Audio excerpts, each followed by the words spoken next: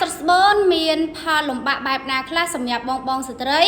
កំពុងមានបញ្ហាទៅលើការស្រត់ស្បូនអញ្ចឹងការស្រត់ស្បូននេះមួយបងប្អូនជាធម្មតាមួយបងប្អូនគឺវាមានផលប៉ះពាល់អញ្ចឹងពាក់ព័ន្ធជាមួយនឹងការផលប៉ះពាល់នេះវាអត់ប៉ះពាល់ដល់អាយុជីវិតទេប៉ុន្តែធម្មតាការស្រត់ស្បូនបើសិនជាក្នុងករណីបងប្អូនដែលគាត់មានគូស្វាមីដៃគូដែលគាត់មានការរួមភេទនៅពេលដែលបងប្អូនមានការស្រត់ស្បូននៅដំណាក់កាលណាមួយវាអាចនឹងធ្វើឲ្យបងប្អូនអាសាឈឺអ៊ូនៅតំបន់ទ្វារមាសឬក៏រៀងឈឺចុកឆ្អល់នៅនឹងថ្ងាសពោះទីគឺធ្វើឲ្យមានការលាន់សម្លេងខ្យល់ញឹកញាប់ចេញពីប្រភេទដែលធ្វើឲ្យរំខានទៅដល់ការរស់នៅ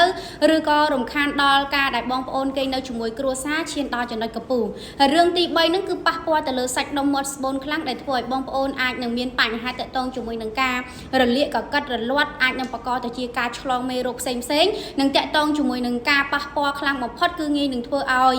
បងប្អូនដែលគាត់មានការស្រត់ស្បូនហ្នឹងវិវត្តទៅជាការស្រត់រហូតដល់ដំណាក់កាលទី3ដំណាក់កាលទី4ដែលជាដំណាក់កាលប្រឈមជាមួយនឹងការវះកាត់អញ្ចឹងការស្រត់ស្បូនវាមានរហូតដល់4ដំណាក់កាលអញ្ចឹងដំណាក់កាលនីមួយសុទ្ធសឹងតែមានកម្រិតរបស់វាអញ្ចឹងបើសិនជាក្នុងករណីបងប្អូនឧស្សាហ៍លាន់ឬសម្លេងខ្យល់ចេញពីទ្វារមាសខុសពីធម្មតា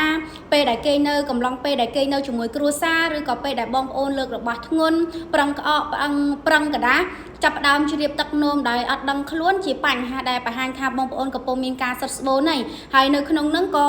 ការសិតស្បូនបងប្អូនត្រូវគួរតែឆាប់ធ្វើការស្វែងរកដំណោះស្រាយតាក់ទងជាមួយនឹងការដោះស្រាយបានលឿនគឺការពារទៅលើការវិវត្តនៃការសិតស្បូនរបស់បងប្អូនអញ្ចឹងតាក់ទងជាមួយនឹងរោគសញ្ញាឬក៏ផលប៉ះពាល់បើសិនជាក្នុងករណីបងប្អូនកំពុងតែមានអាការៈដូចដែលអ្នកគ្រូរៀបរាប់ហើយបងប្អូនចង់ធ្វើការពិគ្រោះលម្អិតយោបល់បន្ថែមទៀតបងប្អូនអាចធ្វើការទៅមកកាន់អ្នកគ្រូនឹងផ្ដល់ជាដំណោះស្រាយជូន